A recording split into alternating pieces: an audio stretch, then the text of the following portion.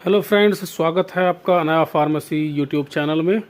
और आज की इस शॉर्ट वीडियो में हम बताएंगे कि कौन सी सिरप खांसी के लिए बेस्ट होती है। तो अगर हम बात करें ड्राई सिरप के लिए तो जेडिक्स बहुत अच्छी सिरप आती है।